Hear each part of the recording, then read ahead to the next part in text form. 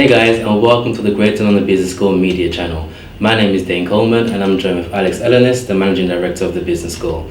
And today we just want to talk to you about our Sales Management course that we're holding right here in our Leadership Centre. If sales is something you're interested in doing, you don't know where to start, you have a ton of questions, right here is exactly where you need to be. We've got you covered. So Alex, before we get into the questions, can you just tell us a bit about yourself and why you wanted to start a business school? Yeah, sure. Good morning. I'm Alex Ellenis, the Managing Director of Greater London Business School, as Dane says. After spending 20 years in commercial world in senior and leadership positions, and while completing my PhD, I was thinking about some of the things that I really wanted to do as my next step. And my supervising professor asked me a question. He said to me, Alex, he said, you don't need to do a PhD. What value do you want to add in the wider picture? And it made me think long and hard. Throughout my academic journey, it's always been fairly easy what I wanted to achieve, but at the end of the PhD, I wasn't really sure what value I wanted to add. Our viewers and myself throughout our commercial career have all experienced bad management. We've all experienced bad managers and bad leaders, people we've looked at and thought, oh my God, how did they get into that position? I could probably count on one hand the number of good managers or leaders that I had in organisations. And while thinking about this, I thought I'd really like to impact the world of management and leadership more. I'd like to be able to make a difference, not just in an organisation, but in a much wider picture. So I decided that I would start the business school and focus on management and leadership as disciplines and try to add value in organisations, not just within the UK, but as you know, we've branched out globally as well and started to do training and education on a global platform. So from my perspective, management and leadership is a discipline that I would like to enhance in organisations, but also with people personally in their personal career. What we find within the business school is that students come to us with 10 to 20 years experience in sales or management or leadership with no formal qualification. And they come to us looking for vocational qualifications to really kind of complement their personal journey. And we see that 57% of our students are those with lots of experiential learning, but not necessarily the academic learning. So starting the business school for me was really about making a difference. And if we take some core statistics around poor management and leadership, because there's lots of things in the public domain for people to read, there's some really good manifestos from the CMI and the ILM that talk about the Peters Principle, the promoted to a level of incompetence where managers are outside of their comfort zone of competency. And the statements that they make is that it impacts the UK economy by as much as 84 billion a year, but as much as 100 billion a year in sick days lost at work for people not wanting to go into the workplace because of poor management and leadership. And recently we've just started to work with the Institute of Sales Management to look to really start to professionalise sales as a discipline. Most people that are in sales either fall into sales or move from operation into sales as a natural transition without really getting the competencies to do the role. One of the core competencies that we'd like to deliver over a mid to long term is around sales enablement and giving individuals and organisations the opportunity to professionalise sales as a discipline, but also add frameworks and methodology to the experience so people can really be successful in their roles. Okay, that's amazing because we can tell you have so much passion, for what you do, which is great to have in the workplace, and it's great for a manager to have alone as well. So just another question before we get into it. So what's your level of success? What's the end goal for the business school? Yeah, that's a good question. It's really difficult to measure success in the short term. If I could take a couple of success measures, I'd probably take a maybe 2 or 3 pronged approach. One is to look at the manifestos around inefficiencies in the UK. And if we're able to work with organisations through blended learning programmes and with individuals around personal development, if we can reduce the deficit of 184 billion in total that impacts the wider community in the UK by 1 or 2%, I think we've done our job. Really difficult to kind of measure on a wider scale. But if we can start to instigate and implement a methodology of good and robust leadership in organisations, then I think it becomes a much nicer place to work, and inherently organisations become more efficient and naturally more profitable, which is what we want in organisations. And I think the second approach is not just a blended organisational approach. I think it's also around personal development. Throughout my kind of academic journey over the last 12 to 15 years to where I am now, I've quite enjoyed my learning. And as I said earlier, we get a lot of students coming to us with lots of experience, 10 to 20 years, with no real academic qualifications to speak of. Normally we find, a bit like myself, you leave school, you go into work, you make money, and later on you realise you should have maybe got a qualification to complete and make you feel a little bit more rounded.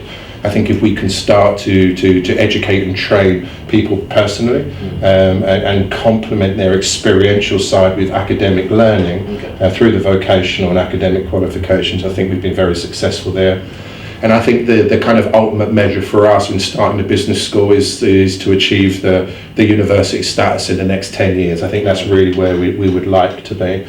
And that creates a legacy for us as an institution around sales enablement, management and leadership on a much wider scale. Okay, so now we know a bit about yourself, know a bit about the school. Let's let our audience know when it's going to be held, what time and how long it's going to be. Okay, sure. So our courses are typically held in any of our 5 leadership centres, including our new Partnership Leadership Centre in Dublin. Most of our courses, including this one, are predominantly 2-day courses. They're fully interactive workshop sessions in order to stimulate and enhance the learning process. We focus on a lot of frameworks and methodology, and the work breakout sessions are used to draw in the experiential side of the participants to discuss and apply the methodology and frameworks that are learned in the earlier sessions. Our facilitators and master facilitators are highly skilled around participant engagement.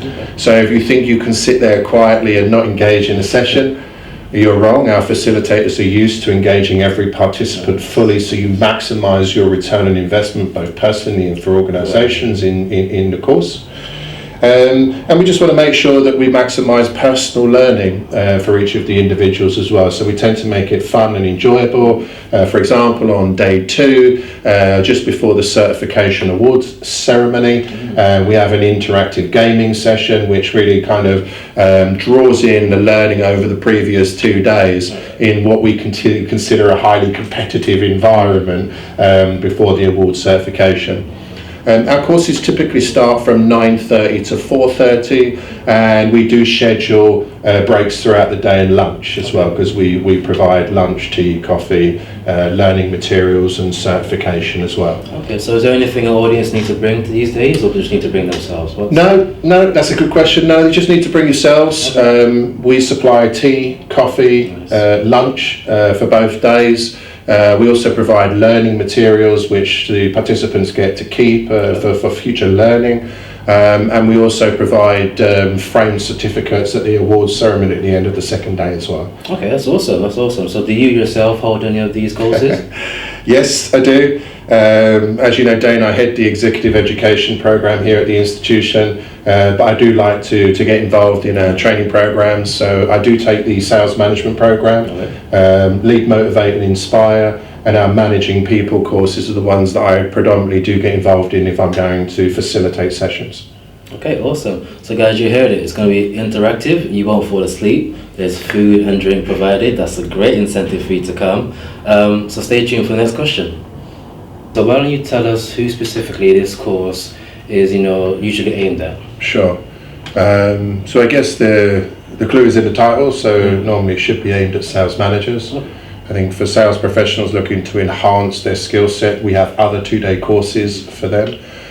So if I could identify some classes of individuals, I would certainly say new managers moving into a sales management role would definitely benefit. And of course, experienced managers would also benefit from the 2-day course. I say new managers because they'll learn the fundamentals around sales management, which often they're not taught in the transitional phase from sales into sales management. And of course, experienced sales managers can also benefit from either just a refresh.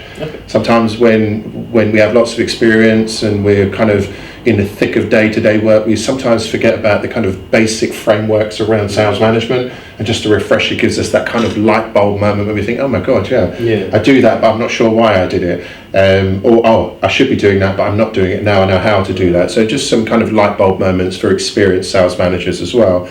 And of course, for experienced managers, not just a refresh session, because it's not really just about refreshing, but that helps, but also to enhance their core base of knowledge that they can then apply back into the work environment. Okay.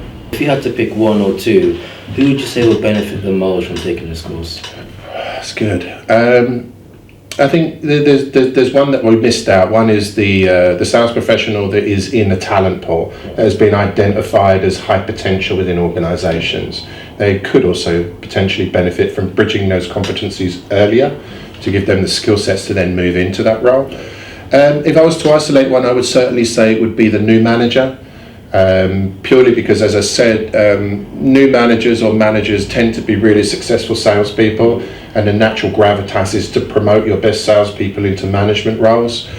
I think the reason for this kind of 2-day CPD certified course is really to focus on the methodology, frameworks and fundamentals and the core basis around sales management as a best practice. And I certainly think that new sales manager could certainly benefit more than any of the other two categories, for sure. Okay. People who do want to attend this course, you want to let them know some of the topics and modules that we're going to be going through during the course? Yeah, sure, Dan. There's lots of topics that we cover in the 2-day course, but if I was to summarise some of the key topics, we cover things like sales management, and we discuss whether this is a strategic or a tactical position, which is quite important. We discussed earlier about the dichotomy between management and leadership. We discussed that in the sales management. What is it? Where are the critical success factors for sales management? I think this is also important within the sales management role. And of course, how to develop SWOT and pestle analysis for organisations and sales teams, which is one of the core topics. Other topics we cover which are important are forecasting in sales, a real strong topic for sales leaders and sales managers, especially in today's critical environment where forecasting is more and more important. Cash flow is really important in organisations, and understanding what that forecast trend looks like is important for organisational decisions in the mid to long term. So we cover things like what is forecasting, what can we do, how can we forecast. We assess the elements of forecasting through our 4-step process that we've devised, and of course the tactics for achieving this and the implementation within sales operations, because often once we're formulating forecasts and plans, we have to transition this back into the business as well in order for it to be realised, which is really important. We cover sales performance management. I think this is one of the key areas in sales management that's often underlooked. Research says that a large percentage, over 60% of managers don't like conflict, so tend to avoid the performance management process. And often it comes through lack of knowledge around what the process involves, aligned with HR, of course. But as sales managers, it's our responsibility to ensure that everyone in our team is performing to targets in order for our organisations to be successful and profitable. So we cover things like setting effective objectives, which is really, really important. Review of our 3-step sales performance plan and the criteria for how to deal with underperforming sales professionals. And what that looks like, and how as a sales manager you can perform effectively in that discipline area, which is important for performance. And just one more out of all of the topics that we cover, I would probably say it's a key trait in leadership as well, and we discuss it in our leadership courses, is around motivation. So we say leadership is about motivating and inspiring our people, but in this course we particularly focus around the motivation. Inspiring is more of a leadership trait. So we tend to focus around how to motivate your sales team, covering areas of getting to know your team, which is important, how to motivate your team, and the factors for drive and personal motivation, which are really important as well. I hear a few questions out there as to, do you have any sales experience, or what qualifies you to be able to pick these modules, and why do you think they're so important? So my next question to you, Alex, is do you have any experience in sales management? Yes, I do, is the short answer, and I'll go into that in a second if I may. I do also ask those questions of facilitators. I think one of the things that we do focus on heavily, both in our facilitated courses and our education and executive education programs, around the experiential side. All of our facilitators and tutors have extensive experience, and as you get into the leadership, management and executive education, at least 15 years experience with master's qualifications and above, in order to be able to deliver the courses to the level that people need in order to get the learning journey that they deserve. I think is the important thing. So back to your original question, yes, I do. I have over 20 years experience across different industries. My accolades consist of fellowship with the Institute of Sales Management. I have fellowship with the International Leadership Management. And I have chartered fellowship with the Chartered Management Institute for my achievements in both sales, management and leadership, as well as my academic qualifications. I'm completing my PhD in business strategy. I have a Master in Philosophy and Business Research and a Masters in Strategic Management. So I consider myself academically and experientially fairly well qualified in management and leadership. So where did I cut my cloth in sales, if you will? So if I go way back, not too far back because I'm not that old, but if I go way back, my first sales role was cold calling. I was the guy knocking on your door at 6 o'clock in the evening when you were having your dinner, making appointments for a manufacturing company's salespeople. It was probably one of the most difficult jobs I ever did, disturbing people at tea time in order to make appointments for salespeople. But that was my first real step into sales, if you can call it sales. And I think when we think about salespeople, when we think about some of the reputation that salespeople have, often it's those roles that are probably the most difficult that we also associate with the not so good sales professional. Luckily, in my view, I did progress into a different journey after that. So I've spent 20 years building my way through in sales, starting in sales roles, so at the coalface, if you will, as a sales executive, business development manager, key account manager, into management, regional management roles, country management and leadership roles, right through to regional leadership roles in sales operations and products. Okay. Often managing in my early years 3 people, and I wish probably as I'd gone back, maybe I'd done some of these shorter courses in my earlier years, because I, like most people, didn't have the coaching and development that I probably needed in my early years. I would probably describe it as trial and error, which is a nice way of learning. We learn often by making mistakes. I probably made quite a few in my early days, right through to managing over 250 people in the latter parts of my career on the senior and executive teams. So I would certainly say that I have a solid foundation around sales enablement, sales processes, sales management, sales leadership, understanding metrics, incentives, drivers, teams, what motivates teams, what drives teams.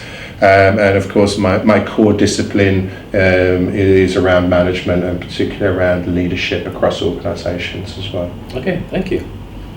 Thanks for watching, guys. This has been Dane Coleman and Alex Elenis with the Greater London Business School. We hope you enjoy. If you have any more questions, you're still not clear about certain things, check the description. There'll be an email address and a link to our website.